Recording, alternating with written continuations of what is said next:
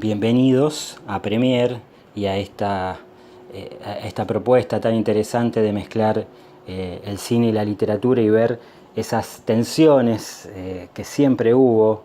Muchas veces uno dice que no leyó el libro, pero que vio la película como si eso fuera lo mismo, y son dos experiencias distintas. Hay obras que son fáciles de adaptar, hay otras que se vuelven muy complejas. No me imagino la situación de decir, leíste El Capital de Marx y que alguien diga, no, pero vi la película. Pero bueno, podría pasar. Vamos a ver un repaso muy corto de varios intentos, algunos logrados y otros fallidos, de adaptación de la literatura al cine. El primer ejemplo que vamos a ver es quizás o probablemente el más extremo de todos. Nunca fue replicado, seguramente por los desastrosos resultados. La película que estamos viendo es Avaricia, del año 1924, basada en la novela Mactick de Frank Norris. Y lo que hizo su director, que fue Erich von Stroheim, fue algo que después, como decía, no se volvió a hacer nunca, que fue ir a filmar con el libro, no intentar adaptar de libro a guión, sino ir con el libro al set de filmación y cada día filmar una página entera. O sea, todo lo que está en el libro está filmado en la película. El resultado, por supuesto, es de una fidelidad extrema, pero como no podía ser de otra manera, la película resultante terminó durando casi 10 horas. En una época como hoy, alguien como Mariano Ginás podría hacer una película así, pero en el inicio de Hollywood esto era prácticamente una herejía para los productores, para una industria incipiente, y por lo tanto el resultado final fue masacrado, y lo peor de todo, se perdió para siempre el material recortado. Se recuperaron algunas partes y terminaron haciendo una versión de 4 horas, pero reconstruida. Pero bueno, fue uno de los principales atentados a una película que se conozcan.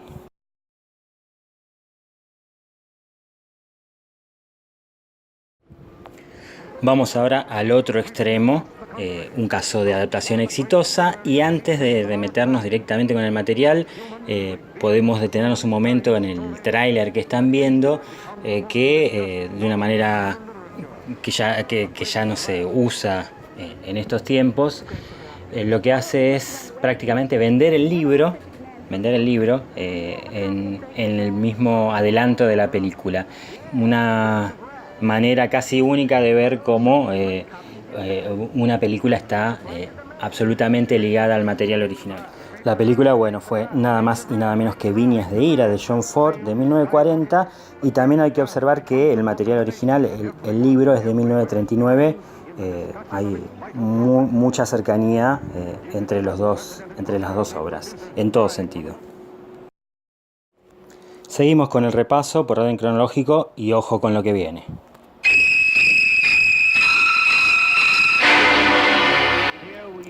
El siguiente caso muestra la convivencia no tan obvia entre el cine y la literatura, y tiene como particularidad que se centra en una novela que no tenía el prestigio de las anteriores ni de las posteriores, y que solo un artista como Alfred Hitchcock vio el potencial cinematográfico que podía tener este libro llevado a la pantalla, que al igual que en el caso anterior es un libro que tiene un año nomás de diferencia entre su salida y la realización de la película Psicosis, que también es oportuna por la llegada de la televisión, ¿no?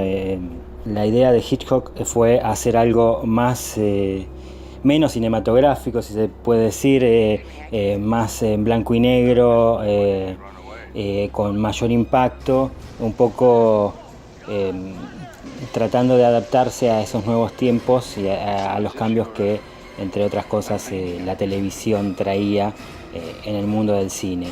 La novela es de Robert Bloch, se llama Psicosis también, y es del año 59, la película es del año 60.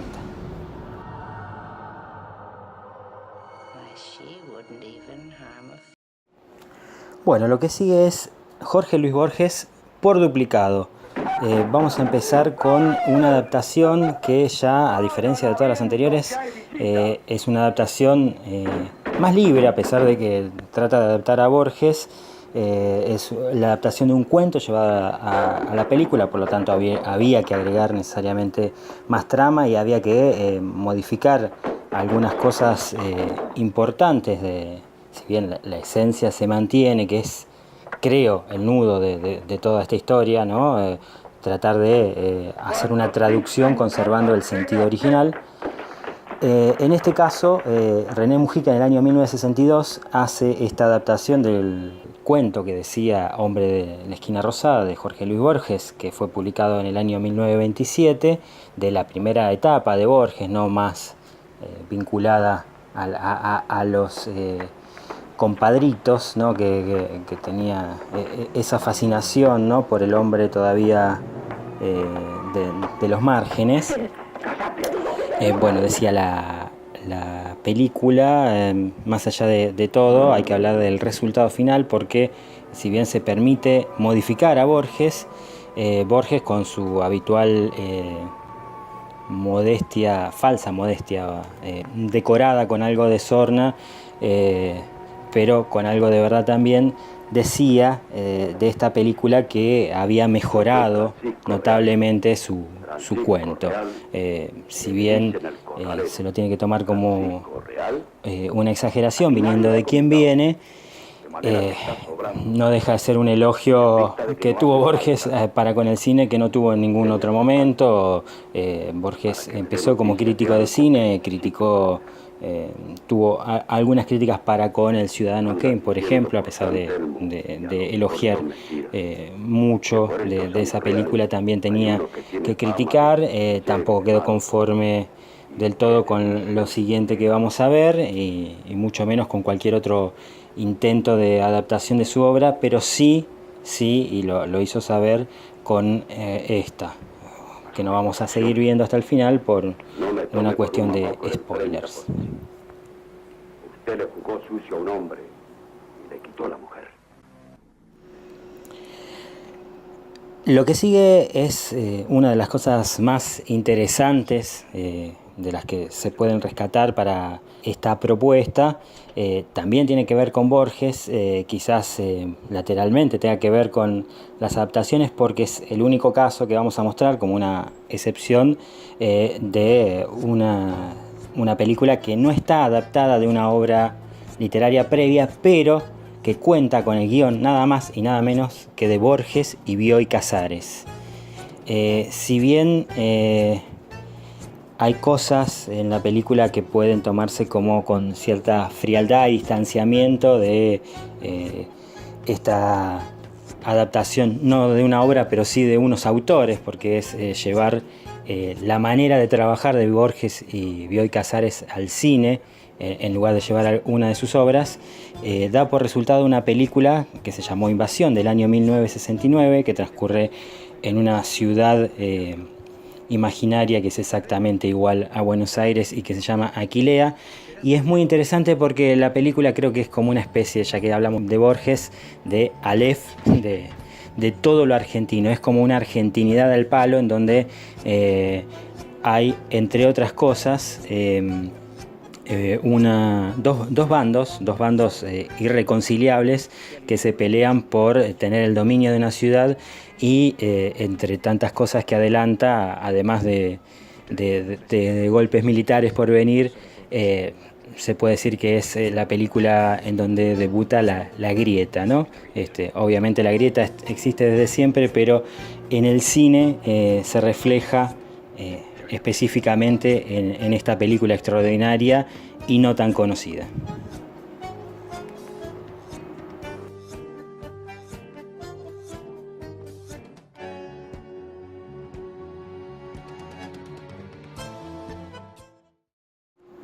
Este es Mario Puzo, que hizo la novela El Padrino en el año 1969 y que trabajó junto a Francis Ford Coppola, a quien vamos a ver por Duplicado, en la adaptación de su propia novela al cine, en un momento en que Hollywood estaba poniéndose quizá neoclásico, habían desaparecido los grandes estudios y los grandes directores de la generación de los años 70 a la que Coppola por supuesto pertenece, digo que empezaron a trabajar fuertemente en los años 70, hacía una especie de regreso a las fuentes, pero ya quizás en una octava mayor, se podría decir, y eso hizo que en esa época surgieran probablemente algunas de las mejores películas de todos los tiempos. En términos formales es una adaptación tradicional, aunque habría que darle un aplauso para el momento en que El Padrino se vuelve El Padrino, ese gran montaje que está contado solo con el lenguaje y con los recursos del cine.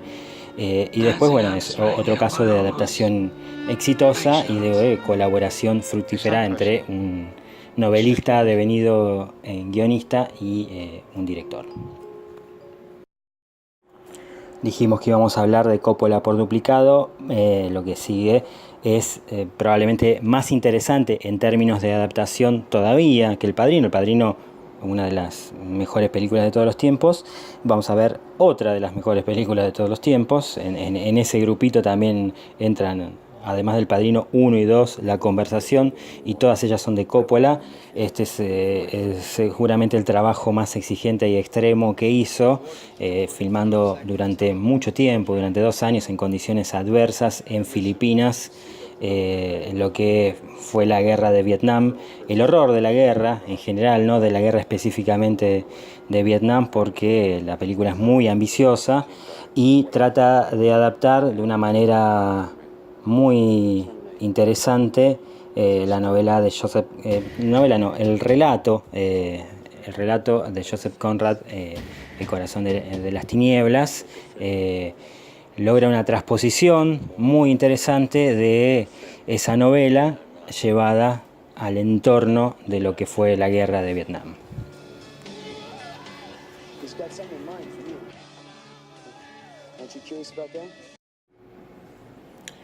Philip Dick fue un gran, extraordinario autor de ciencia ficción, y tenemos en este caso otro ejemplo de adaptación de un cuento, de un relato suyo. O sea, hubo que hacer un proceso de expansión, un poco como podía ser, salvando las distancias, lo que vimos con Hombre de la Esquina Rosada. En este caso fue en el año 82 con la película Blade Runner de Ridley Scott, que lleva su universo tan genial y paranoico, combina perfecto, marida perfecto con el poder visual de Ridley Scott, que sabía filmar muy bien, venía del mundo de la publicidad, pero tenía ambiciones artísticas que acá se concretan. Decíamos, está basado en un relato cuyo título es bastante curioso, que es ¿sueñan los androides con ovejas eléctricas? La pregunta, en realidad, que se pregunta eso. Y bueno, toda la libertad por ahí de Ridley Scott para expandir ese universo esbozado por Dick en una gran adaptación que ahora tiene su continuación en una película del año pasado.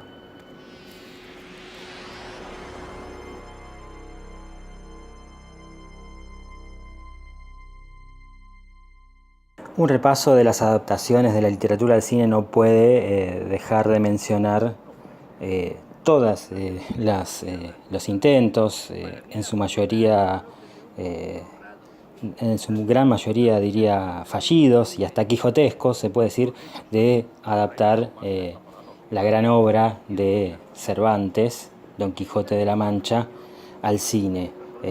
No hubo un solo intento, de hecho hubo 118 adaptaciones al cine.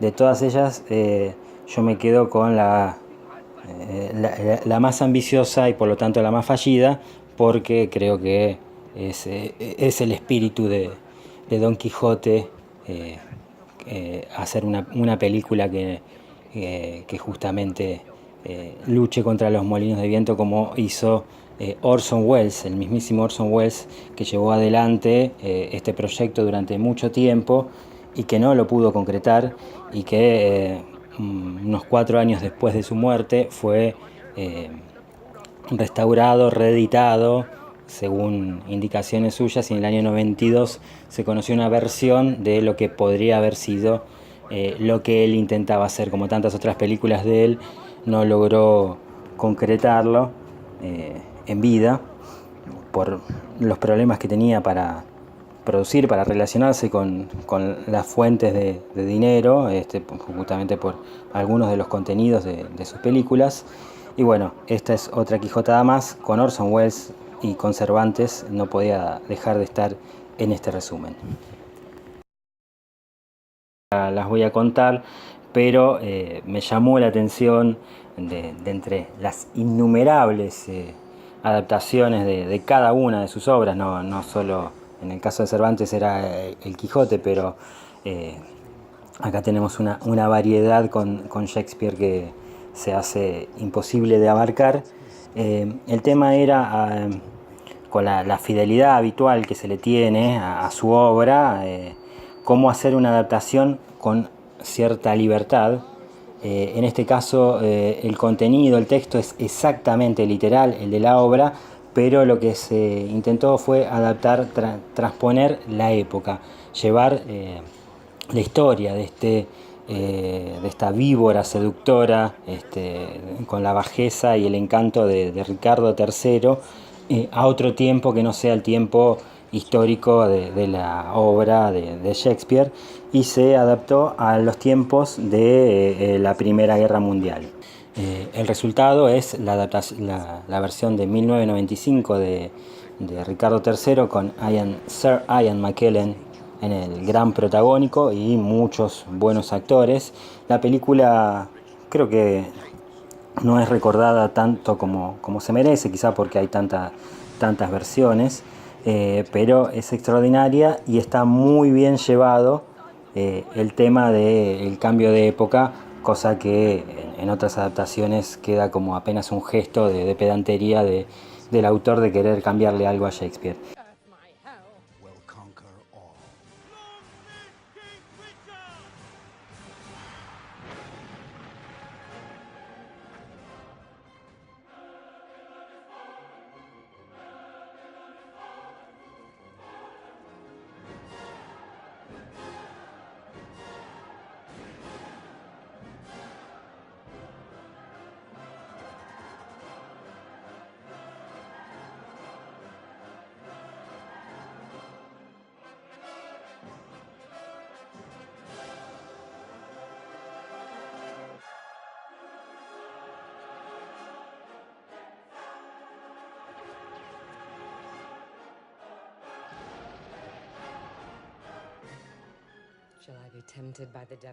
Los dejo con la inquietud de ver cómo resuelven el tema de que él diga mi reino por un caballo.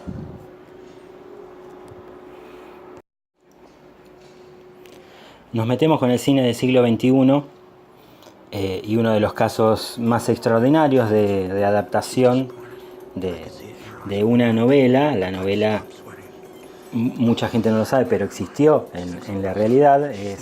La novela es El ladrón de orquídeas, de Susan Orlean, del año 2001. En el año 2002 se hace esta película, cuyo tema no es la novela en sí, sino la imposibilidad de adaptar esa novela al cine. O sea, el tema de la película es la imposibilidad de adaptar, de traducir fielmente un contenido literario al cine. Es exactamente de lo que trata, y de una manera muy, pero muy ingeniosa, con el guión de Charlie Kaufman, que es extraordinario, y una actuación por una vez interesante de Nicolas Cage, que hace dos personajes. Lo que va a ocurrir es que hay un autor, un guionista, que quiere traducir, quiere adaptar esta novela y no lo logra, y tiene miedo que al llevarla a Hollywood, el hecho de que se transforme en una película de Hollywood, eso la contamine en una trama que incluya acción y narcotráfico y un montón de elementos propios de películas pochocleras.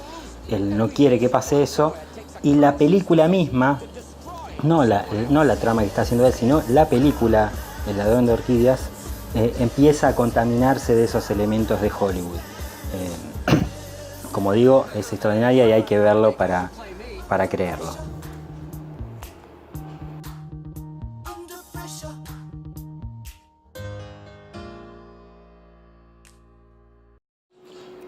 Hace un momento nomás hablamos de Ian McKellen, lo tenemos por duplicado acá en esta adaptación fiel de otra película, de otra obra que fue siempre complicada históricamente de adaptar, El Señor de los Anillos, de John Ronald Reuel Tolkien, J.R.R. Tolkien, una película de fidelidad bastante absoluta en la medida de las posibilidades, ¿no?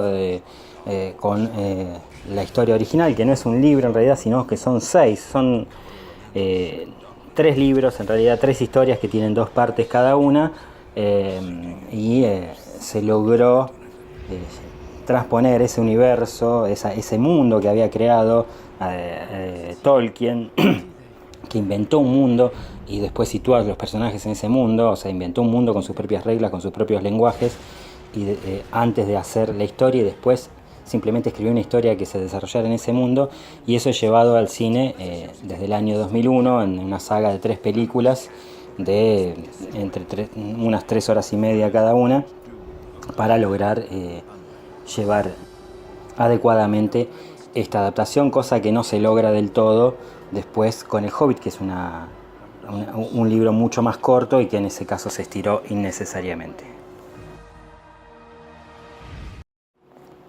Y vamos a terminar este repaso con 2 obras nacionales y muy recientes, conocidas hace muy poco porque son películas del año pasado. De hecho, una es muy conocida y la otra no.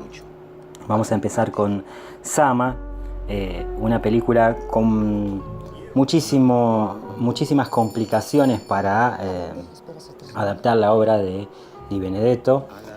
Lucrecia Martel estuvo muchos años con cambios de productores y cambios de equipos en el medio.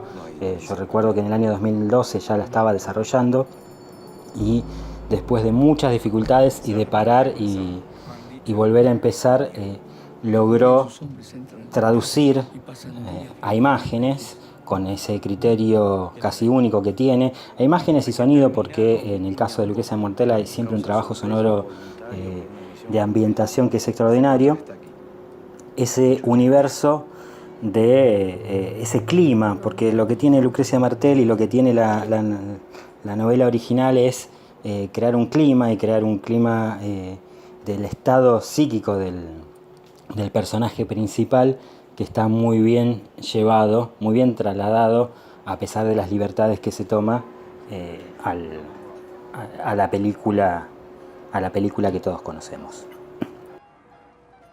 Donc, en fait, on a pensé à toi pour une affaire qui te concerne un petit peu. Ouais. En fait, c'est un homicide qui a eu lieu dans la ville où tu viens, en fait. El último ejemplo es el más extremo de todos, es probablemente la película por lejos más desconocida de la lista, a pesar de ser tan reciente. Se vio en Rosario y se presentó el año pasado, se llama Tout Blanc, y es llevar el universo de Saer al cine, cosa que pocos se han animado y pocos han concretado fielmente. El desafío es mayor aún, porque la idea no es adaptar una novela en particular, sino el universo de la manera de... Lo que se está tratando de adaptar con esta película es la manera de contar del escritor llevada a un lenguaje cinematográfico. O sea, está contando una historia que no es adaptación de un original, sino que lo que está adaptando justamente son los medios, casi se puede decir el modus operandi de este gran autor, que a veces se regodea en largas descripciones y se queda más en mostrar un momento que avanzar en la trama, bueno, eso está increíblemente logrado en la película, que puede gustar o no, pero yo creo que si no gusta la película probablemente tampoco guste la obra original. Es un intento muy ambicioso de traducir una manera de contar y no una trama en sí, por eso lo dejaba para el final y también por lo reciente y porque es lo más cercano que tenemos. Esto fue todo, bueno, espero que les haya sido de interés. Vamos a seguir expandiendo este tipo de cosas. Me gustaría seguir desarrollando videos como estos para lo que fuera, pero seguir. Así que espero que les haya gustado.